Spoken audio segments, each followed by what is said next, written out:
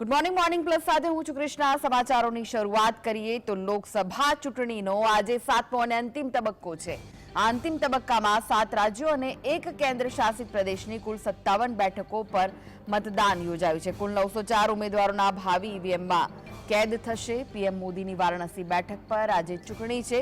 ઉત્તર પ્રદેશ, બિહાર, હિમાચલ પ્રદેશ, પંજાબ, ઓડિશા, પશ્ચિમ બંગાળ, ઝારખંડ, ચંદીગઢના સંસદીય ક્ષેત્રોમાં ચૂંટણી યોજાઈ રહી છે, જેમાં પંજાબમાંથી 328, ઉત્તર પ્રદેશથી 144, બિહારથી 134, ઓડિશાથી 66, ઝારખંડથી 52, હિમાચલ પ્રદેશથી 37 અને ચંદીગઢથી 4 ઉમેદવારો મેદાનમાં છે। વડાપ્રધાન નરેન્દ્ર મોદી, 2 કેન્દ્રીય મંત્રી આર.કે. સિંહ અને અનુરાગ ઠાકુર પણ મેદાનમાં છે। 4 કલાકારો કંગના રનૌત, રવિ કિશન, પવનસિંહ, કાજલ નિષાદ પણ ચૂંટણી લડી રહ્યા છે।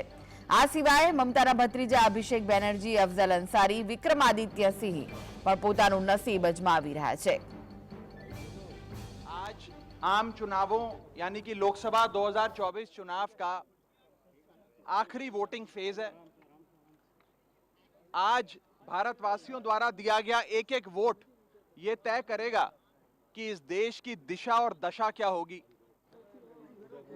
लोगों के लिए बने स्कूल, अस्पताल, स्कूली शिक्षा, दवा दवाई, इलाज कैसा होगा और हमारे देश का लोकतंत्र कितना मजबूत होगा, ये आज वोट की ताकत से देश की जनता तय करेगी।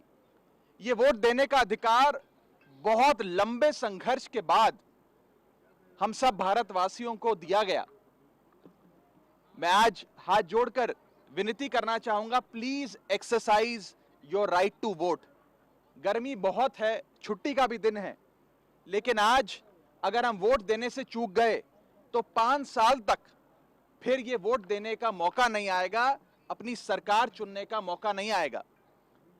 जितना वोट आप लोग देंगे, घरों से निकल के जनता जितने वोट डालेगी, उतना मजबूत हमारा लोकतंत्र होगा। और खास तौर पे मैं पंजाबियों को कहना चाहता हूं, अपने पंजाब सूबे के वोटर्स को कहना चाहता हूं कि ऐसी पार्टी को, ऐसे नेता को वोट दीजिएगा जो सांसद बनने के बाद भारत की पार्लियामेंट में जाकर आपकी आवाज को, पंजाब के हकों की आवाज को मजबूती से उठाए, बुलंद करे। पंजाब के पानी से लेके पंजाब की किसानी तक, पंजाब की जवानी तक हर मुद्दे को मजबूती से उठाए। बस इसी के साथ साथ सबसे यही गुजारिश है कि वोट डालें, भारी से भारी तादाद में अपने घरों से निकलें, अपने परिवार वालों के साथ, दोस्तों के साथ, रिश्तेदारों के साथ, पड़ोसियों के साथ, और वोट डालें, इस देश के लोकतंत्र को मजबूत करें। તો રાઘવ ચડ્ડા હતા આમ આદમી પાર્ટીના, જેમણે કહ્યું કે તમે પોતાના મતાધિકારનો ઉપયોગ કરો, વોટ આપો। આજનું મતદાન દેશની દશા અને દિશા નક્કી કરશે તેવું રાઘવ ચડ્ડાએ કહ્યું। અંતિમ તબક્કાની ચૂંટણીમાં 904 ઉમેદવારોનું ભાવિ ઈવીએમમાં કેદ થશે। પીએમ મોદીની વારાણસી બેઠક પર આજે મતદાન થવા જઈ રહ્યું છે। 57 બેઠકો પર મતદાન પ્રક્રિયા હાલમાં ચાલી રહી છે। સવારે 7 વાગ્યાથી જ મતદાન શરૂ થઈ ચૂક્યું છે। આજે લોકસભાની ચૂંટણીના અંતિમ તબક્કાની લડાઈ છે। અંતિમ તબક્કા માટે આજે મતદાન થઈ રહ્યું છે। 7મો તબક્કો છે। તો યોગી આદિત્યનાથ પણ પોતાના મતાધિકારનો ઉપયોગ કરવા માટે પહોંચ્યા છે। દ્રશ્યોમાં આપ જોઈ રહ્યા છો। આજે 7મા તબક્કામાં 57 બેઠકો પર મતદાન પ્રક્રિયા સવારે 7ના ટકોરાથી જ શરૂ થઈ ચૂકી છે। અંતિમ તબક્કાની ચૂંટણીમાં 904 ઉમેદવારોના ભાવિ ઈવીએમમાં આજે કેદ થઈ જશે। હાલના દ્રશ્યો યોગી આદિત્યનાથ પોતાના મતાધિકારનો ઉપયોગ કરવા માટે પહોંચ્યા છે। તેઓ મતદાન કરવાના છે। આ પહેલા રાઘવ ચડ્ડાએ પણ મતદાન કર્યું અને તેમણે લોકો વધુમાં વધુ મત આપે તેવું કહ્યું। ગરમી હોવા છતાં પણ લોકો પોતાનો મત આપે અને દેશની દશા અને દિશા નક્કી કરે તેવું તેમણે કહ્યું હતું। તો અંતિમ તબક્કાનું મતદાન સવારે 7 વાગ્યાથી જ 7મા તબક્કાના મતદાનનો પ્રારંભ થઈ ચૂક્યો છે, જે સાંજે 6 વાગ્યા સુધી ચાલશે। 57 બેઠકો માટે મતદાન થઈ રહ્યું છે। વડાપ્રધાન નરેન્દ્ર મોદી સહિત અનેક દિગ્ગજો છે જેમના ભાવિ આજે ઈવીએમમાં કેદ થશે। 904 ઉમેદવારોના ભાવિ ઈવીએમમાં કેદ થશે। 4 જૂને પરિણામ આવવાનું છે, ત્યારે આજનું મતદાન પણ ઘણું મહત્વપૂર્ણ માનવામાં આવી રહ્યું છે। પશ્ચિમ બંગાળ, યુપી, બિહારની મહત્વની બેઠકો પર મતદાન પ્રક્રિયા શરૂ થઈ ચૂકી છે। તો યોગી આદિત્યનાથ પોતાના મતાધિકારનો ઉપયોગ કરવા માટે પહોંચ્યા હતા. આ પહેલા રાઘવ ચડ્ઢાએ પણ પોતાના મતાધિકારનો ઉપયોગ કર્યો. 57 બેઠકો પર શાંતિપૂર્ણ માહોલમાં મતદાન થાય તેને લઈને તમામ તૈયારીઓ કરી લેવામાં આવી હતી. સવારે 7 વાગ્યાથી મતદાન પ્રક્રિયા શરૂ થઈ છે, જે સાંજે 6 વાગ્યા સુધી ચાલશે.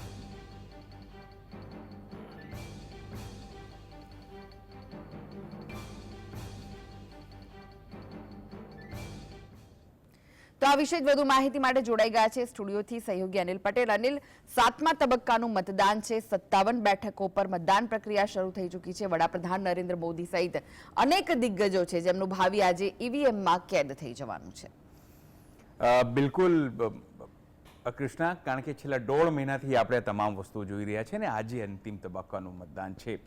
મતદાન ક્યાં ક્યાં છે તો તમે વિચાર કરો, પંજાબમાં મતદાન છે, ઉત્તર પ્રદેશમાં, બિહારમાં, ચંડીગઢ જે કેન્દ્ર શાસિત પ્રદેશ છે ત્યાં મતદાન છે, બિહારમાં મતદાન છે, ઓડિશામાં પણ મતદાન છે અને એની જે વિધાનસભાની 42 સીટો છે એના માટે બી એની મતદાન છે.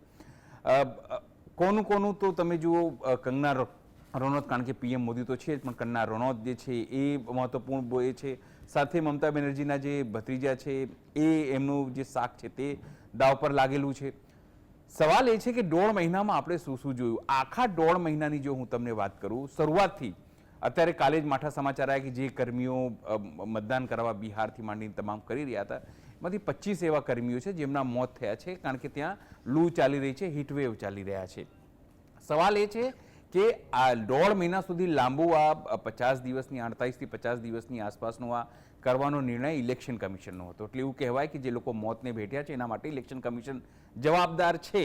કારણ કે ગઈ વખતે તમે જુઓ તો આની પહેલા મતદાન થઈ ચૂક્યું હતું અને સરકાર જે છે તૈયારી કરી રહી હતી શપથ લેવાની, પણ આ વખતે આટલું લાંબુ થયું. સ્વાભાવિક છે, આરોપ લાગે ઇલેક્શન કમિશન ઉપર કે એ સત્તા પક્ષને લાભ કરાવવા માટે જાણી જોઈને આટલા લાંબા જે છે મતદાન કરી રહી છે, જેથી સત્તા પક્ષને પ્રચારનો સમય મળે. પણ એ ખેર પછીની વાત કરી. પણ જો આ 1.5 મહિનાની હું તમને વાત કરું તો 1.5 મહિનાની તમે જુઓ કે સૌથી પહેલા દર વખતે કે 2019 કે 2014માં સ્થિતિ એવી હતી કે વિપક્ષમાં હતું 2014માં બીજેપી અને સત્તા પક્ષમાં 2019માં. એ જે નેરેટિવ સેટ કરતું હતું એના ઉપર તમામ જે વસ્તુઓ કે જે કોંગ્રેસ કે વિપક્ષી પાર્ટીઓ છે તે એના ઉપર રમતા. પણ આ વખતે શરૂઆતથી તમે જુઓ, આખી ઘટનાક્રમમાં એવું થયું કે શરૂઆતમાં વડાપ્રધાન નરેન્દ્ર મોદી એ ભ્રષ્ટાચારનો મુદ્દો લઈને ચાલ્યા, પણ જ્યારે ચૂંટણી ઢંઢેરો કોંગ્રેસનો આવ્યો અને એની અંદર જે તમામ વસ્તુઓ થઈ જેનાથી વડાપ્રધાન બસતા આવ્યા બોલવાથી, જેમાં મોંઘવારી વાત આવી, જેમાં બેરોજગારીની વાત હતી, જેમાં અગ્નિવીરની વાત હતી, જેમાં મહિલા સન્માનની વાત હતી, યુવાઓને રોજગારની વાત હતી, એ તમામ વસ્તુઓથી વડાપ્રધાન નરેન્દ્ર મોદી છેલ્લા 10 વર્ષથી બસતા આવ્યા બોલવાથી. પણ એ તમામ વસ્તુઓનો ઉલ્લેખ જે છે એની અંદર હતું. એ સિવાય મણિપુરની વાત કે કેવી રીતે ન્યાય મળશે, મહિલા પહેલવાનોની વાત હતી, એ તમામ વસ્તુઓનો ઉલ્લેખ પોતાની રેલીઓની અંદર કરતા આવ્યા. સ્થિતિ તો ત્યાં સુધી આવી તમે જુઓ. એટલે કે આ વખતે જે રીતે જ્યારે ચર્ચાઓ થઈ કોંગ્રેસના ચૂંટણી ઢંઢેરામાં, તો ભાજપને કે એની સહયોગી પાર્ટીઓને ખબર ન પડી કે આનો જવાબ કઈ રીતે આપવામાં આવે. એટલે તમે જુઓ, વડાપ્રધાનને શરૂઆતથી માંસ, મટન, મછલી, મુસ્લિમો, મંગલસૂત્ર, ભેંસ ને તમારી ટોટી લઈ જશે ને તમારા દૂધમાં લીંબુ નીચોવી જશે લોકો, આ તમામ ઉલજલુલ વાતો કરવા માંડ્યા. એના પછી તો તેમને ત્યાં સુધી કહી દીધું કે હું બાયોલોજિકલ નથી, એટલે હું પરમાત્માનું મોકલેલું દૂત છું. એટલે આ તમામ હાસ્યાસ્પદ. અને છેલ્લે તેમને ત્યાં સુધી કહી દીધું કે મહાત્મા ગાંધીને કોઈ ઓળખતું નહોતું. જ્યારે રિચર્ડ એડમનરોએ 1984માં ફિલ્મ એની રિલીઝ થઈ ત્યારે લોકો મહાત્મા ગાંધીને ઓળખતા થયા. એટલે આ તમામ પ્રકારની હાસ્યાસ્પદ વસ્તુઓ તેઓ કહેવા લાગ્યા, કારણ કે તેમની પાસે કહેવા માટે કોઈ જે વાત નહોતી. છેલ્લે અગ્નિવીર વિશે પણ તેઓ બોલ્યા તો એમાં પણ એક ખોટી વાતો બોલીને લોકોને ભરમાવવાનો પ્રયત્ન કર્યો. પણ આ તમામ વસ્તુઓની અસર તમે જુઓ. અગ્નિવીર 4 વર્ષની નોકરી, 4 વર્ષમાંથી પછી 25% લેવાના અને 75% કાઢી મૂકવાના. એનો સૌથી વધારે વિરોધ પંજાબમાં થયો, હરિયાણામાં થયો, રાજસ્થાનમાં થયું. કારણ કે આ તમામ આ 3-4 રાજ્યો જે છે, ખાસ કરી પશ્ચિમી ઉત્તર પ્રદેશ, બિહાર, પશ્ચિમ બંગાળ અને સાઉથમાં, કે જ્યાંથી મેન નોકરી જે છે લોકોને ડિફેન્સમાં મળતી, સૈનિક તરીકે મળતી, અલગ અલગ રેન્કોમાં મળતી, પણ એમાંથી આ તમામ વસ્તુઓ કાઢી નાખવામાં આવી. એની ટીસ જે છે એ લોકોમાં રહી. એ સિવાય उत्तर प्रदेश योगी आदित्य अपनी सरकारों के समय के कार्य और कारनामों को रखे आज अंतिम चरण में 8 राज्यों के 57 सीटों पर मतदान हो रहा है। उत्तर प्रदेश की भी इन 13 सीटों पर, जो हमारी पूर्वी उत्तर प्रदेश में महाराजगंज, गोरखपुर, कुशीनगर, देवरिया, सलेमपुर, बलिया, घोसी, गाजीपुर, वाराणसी, चंदौली, मिर्जापुर, रावड़सगंज, ये सभी सीट्स हैं। इन सब पे इलेक्शन प्रारंभ हो चुका है। मौसम की विपरीत परिस्थितियों के बावजूद भी मतदाताओं ने जो उत्साह दिखाया है, मैं सबसे पहले उन सभी मतदाताओं के प्रति हृदय से आभार व्यक्त करता हूं जिन्होंने लोकतंत्र के प्रति अपनी आस्था को व्यक्त करते हुए भीषण गर्मी में, टेम्परेचर इस समय 50 डिग्री के आसपास जा रहा है, जो संभवतः कई वर्षों के बाद और कई दशकों के बाद इस प्रकार की स्थिति हम सबको देखने को मिल रही है। लेकिन इस सब के बावजूद भी जनता का उत्साह कम नहीं है, बल्कि वह और भी मजबूती के साथ देश के अंदर नई सरकार गठन करने के लिए सरकारों के कार्यों का, कुछ सरकारों के कारनामों का अवलोकन करते हुए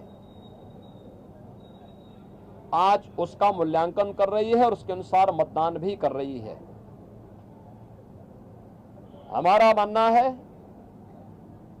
कि देश के अंदर जो समर्थन प्राप्त हो रहा है उसको ध्यान में रखते हुए हम कह सकते हैं कि 4 जून को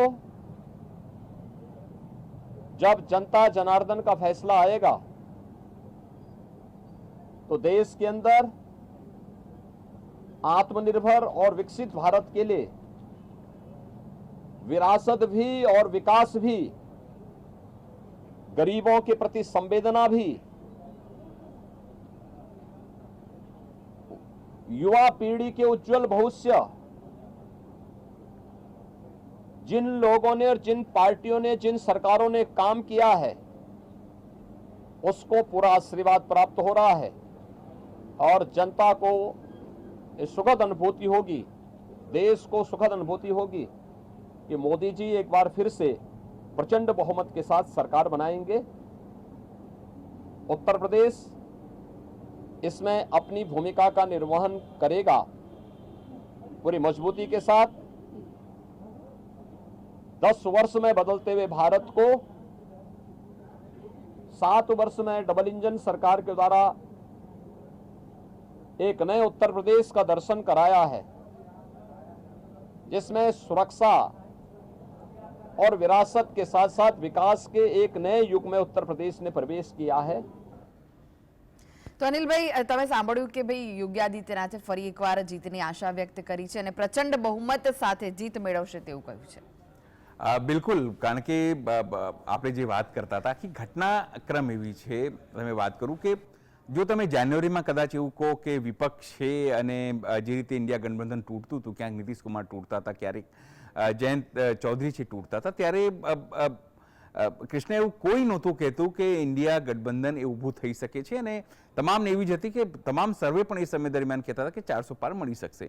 પણ પહેલા તબક્કાનું મતદાન થયું, તમે જુઓ એના પછી જે રીતે આખી પરિસ્થિતિ બદલાઈ છે, આજે ઇન્ડિયા ગઠબંધનના લોકો હોય, પછી મમતા બેનર્જીની વાત હોય, રાહુલ ગાંધીની વાત હોય અને અરવિંદ કેજરીવાલ જે કદાચ કાલે ફરી જેલમાં એમને સમર્પણ કરવું પડશે એમની વાત હોય, એ તમામ લોકો કહેવા લાગ્યા, એમને હિંમત આવી કે કમસે કમ એ કહી શકે કે તેમની સરકાર બની શકે છે।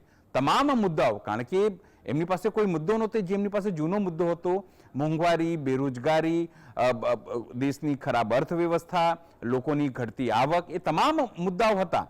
પણ આખી બીજેપીને લાગતું હતું કે જાન્યુઆરીમાં જ્યારે રામ મંદિરની પ્રાણ પ્રતિષ્ઠા થઈ જશે ત્યારે આખું માહોલ બની જશે, પણ એવું કંઈક થયું નથી। એ આખા, કારણ કે વારંવાર લોકો કહેતા આવ્યા કે રામ જે છે એ આસ્થાના મુદ્દા છે, એને તમે રાજનીતિકરણ ન કરો, એટલા માટે જે ચારે આપણા મઠાધીશો હતા, ખાસ કરીને શંકરાચાર્યો, એ ન ગયા। અને એને જ બેઝ બનાવીને કોંગ્રેસે પણ કીધું કે અમે પણ નહીં જઈએ. જો આ તમામ લોકો ન જતા હોય તો ભાજપે એને પણ મુદ્દો બનાવ્યો કે કોંગ્રેસે ના આવી આમંત્રણમાં તમામ વસ્તુઓ. પણ જ્યારે જેમ જેમ આખી પ્રક્રિયા ચાલી, એ ચૂંટણીની એક પછી એક સ્થિતિ આખી બદલાતી ગઈ. અને તમે જુઓ જે રીતે વડાપ્રધાને પોતાની વાતો મૂકી, લોકો તો હવે મજાકમાં સોશિયલ મીડિયામાં કહેતા થઈ ગયા હતા કે જ્યારે 2014માં આવવાનું હતું આયા, એના પછી વડાપ્રધાન કહેતા હતા કે હું પ્રધાન સેવક છું, અને જ્યારે 2019માં થયા ત્યારે તેઓ કહેવા લાગ્યા કે હું ચોકીદાર છું, અને હવે પોતાને તેઓ પરમાત્મા ગણાવી રહ્યા છે.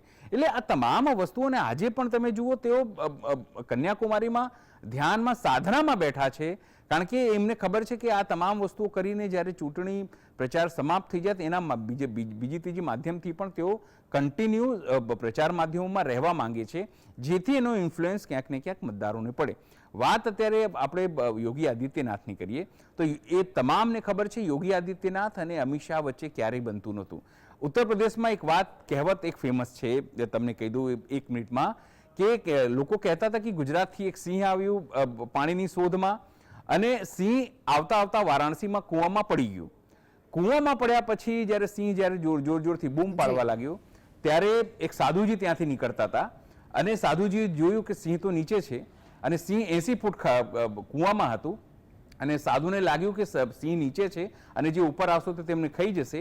એટલે સાધુએ શું કર્યું, 40 ફૂટની સીડી નાખી, જેથી સિંહ પણ જીવિત રહે અને સાધુ પણ બચી જાય. આ વાત યોગી આદિત્યનાથ અને વડાપ્રધાન નરેન્દ્ર મોદી માટે કહેવાય છે કે જો ત્યાં 40 સીટો આવે તો માનવાનું કે ક્યાંક ને ક્યાંક યોગી આદિત્યનાથની જે નારાજગી છે કારગત. છતાં 4મી તારીખે પરિણામ આવશે. સાંજથી આપણે જે એક્ઝિટ પોલ છે એ જોવા લાગીશું. શું પરિણામ આવશે એ જરૂરથી ખબર પડી જવાની છે થોડા સમયમાં. જી આભાર અનિલ સમગ્ર માહિતી આપવા માટે. તો સમાચારના પ્રવાહમાં આગળ વધીએ તે પહેલા હાલ સમય છે બ્રેકનો. લઈએ બ્રેક.